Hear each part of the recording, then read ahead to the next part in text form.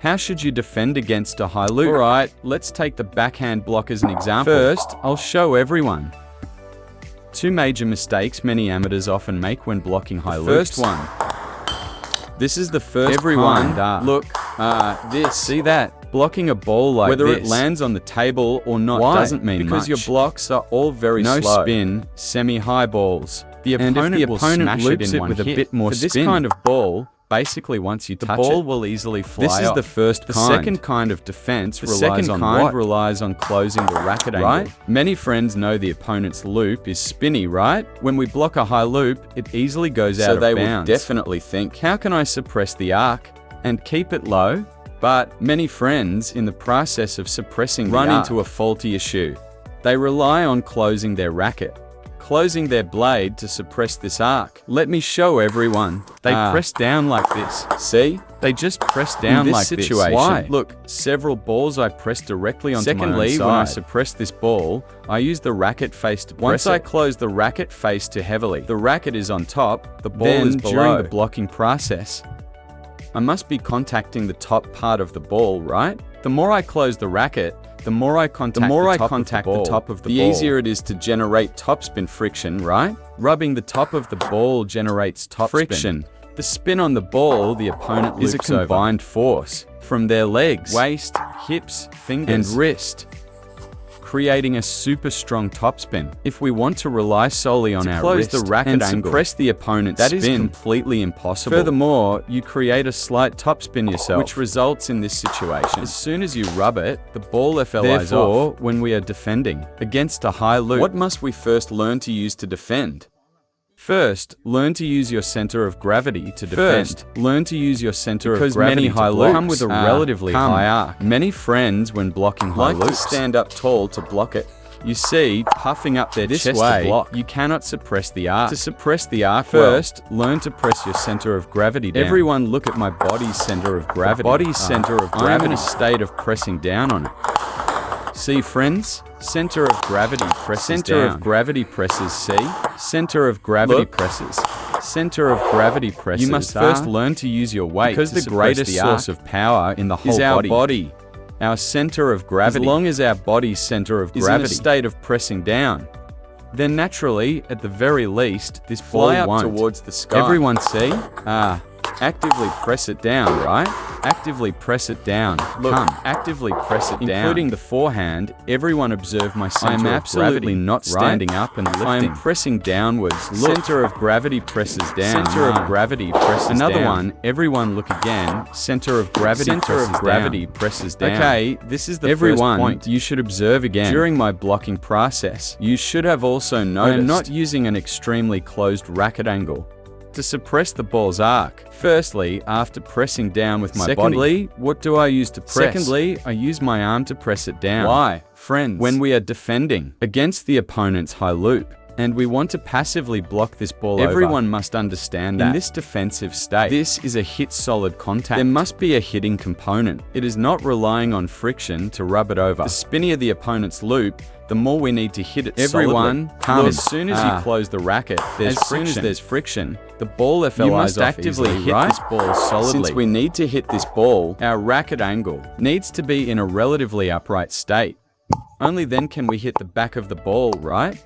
If you close the racket, you're just rubbing the top of the ball. You must hit the back of the racket angle solidly. Cannot be too close. The thing that truly suppresses the arc is our stroke motion. That is to say, our backhand motions. Trajectory and direction is what suppresses the ball's arc. Everyone watch. What do I rely on? Why do many friends just touch the ball? Touching. It means after you contact your hand doesn't continue the motion, right? You only press the arc this tiny bit. This little bit is completely insufficient. This little bit is completely insufficient. Use the rest of your motion to press it out. Look, what is my motion? My motion is, after contacting the ball, I continue to follow through a movement trajectory from the upper back towards the lower front. I press the ball's arc down. Everyone, look, it's not relying on my wrist. Quickly. Look, using the wrist to press will cause problems. Look, what do I rely on? I rely on the direction of my motion. Look at the direction of the motion, right?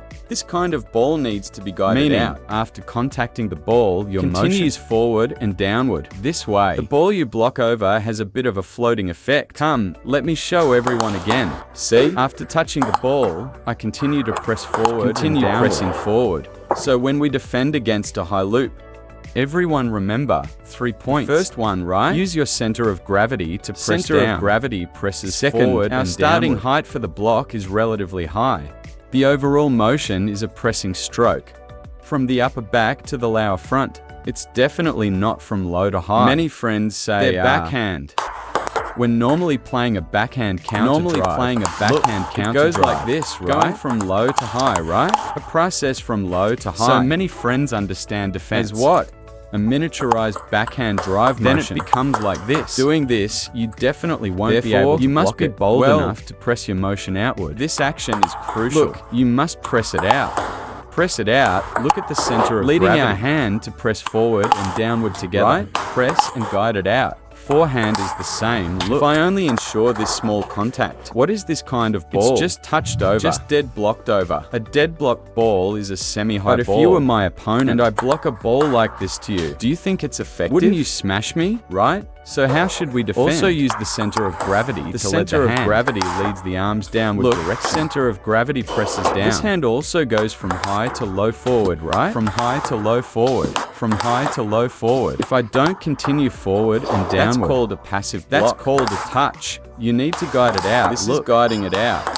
Guiding it out. Guiding it out. This is the most fundamental method. To defend against a high loop, guiding the ball. First, center of gravity. Right. Body. Third, what? Rely on the direction of your motion. Ensure your racket is hitting the ball solidly, not relying on pressing your wrist or flipping your wrist to add friction to the ball. Let me explain again. When the opponent hits a forward loop, actually, for a ball hit with a forward loop, you have even less reason to panic. The opponent's forward loop boils down to one word. Power, right? So when we defend against a forward loop, our focus in defense is not what? Not to resist its spin, but to resist its power. When we resist the power, we need to learn the following points. The first one, don't rely solely on your hand to resist, right? This situation easily leads to the racket gets knocked away, right? Using just your hand to defend, you won't block well or control it well. We must also use our body. Use the body to defend, which means, originally, I only had the strength of my hand to counter the opponent's ball. Now I am using the power of my whole body together to counter this ball. Come, look. Brother. Another one. See? Now I'm using the power of my whole body to counter this ball. To counter this ball, well, you need to pay attention to the following points. The hitting position. Everyone, if you want your body to feel able to counter this ball head on, what must you ensure? You must ensure your body, your racket, and the incoming ball form a straight line. That is to say, right behind your racket must be the exact center of your body. If you guys look at it this way, the ball comes. My racket is here, directly behind my racket. There is no ball, no body. Come. Everyone, look, defending like this. Typically what? Defending with just the hand. But if I adjust my body to face it now, look, behind my racket is my body.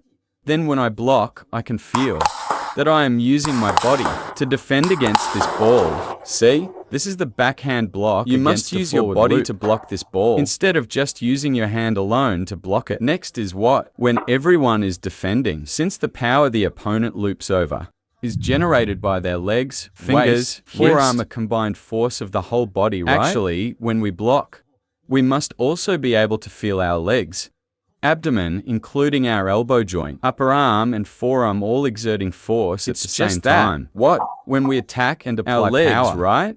Including our forearm, waist, and hips. They play the role of pushing this ball out. A pushing power, sending power. But when we are defending, what kind of force does our body feel? It feels a supporting force. It feels a stabilizing force, right? What is a stabilizing, supporting force? First, the legs. If the legs want to withstand this ball, you must be leaning forward. To lean forward, well, your toes, the balls of your feet, plus your knees, must definitely support this force of your body. Well, that's the first point. What's the second point? Our abdomen and our chest. To have a compact loop, don't you need to tighten your core and sink your chest to be compact? Defense is actually only when you tighten your abdomen and sink your chest and back. Can your defense, can you physically withstand this ball? If your body is loose, right, just relying on, it's useless. See, friends? So your body must be tight. Legs supporting, forward force, abdomen tightened, chest sunk tight. When you are defending, only then can you withstand this ball. See, here's another one, look. Feel this, friends? This is the first thing. What's the second thing? When we are defending, what should everyone pay attention to? The elbow joint. Many friends, regarding the backhand elbow joint, are always afraid, worried about their elbow sticking up, right? Many friends have the problem of a flying elbow. But when you are defending, you should instead do what? Deliberately keep the elbow up. You must deliberately keep your elbow. Many friends like to, what? Are afraid. So they tuck the elbow in. Blocking vertically like this, you won't block the ball. Look, everyone, you simply can't block it. Bold enough to keep our elbow propped up a bit. This way, when you defend and resist, it creates what kind of feeling of dominating above the ball to resist. Once you tuck your arm in, pull it in. You get what kind of feeling? You are now hiding from the ball to block it. Look, this is a kind of hiding. Just hiding, right? If I prop my elbow up slightly to block, this is truly carrying or withstanding the ball, see? Look, only this way can you withstand the ball. Here is just hiding. Tucking the elbow is hiding. Keep the elbow up. Let me. Elbow up. Keep the elbow up to be able to block it. Look.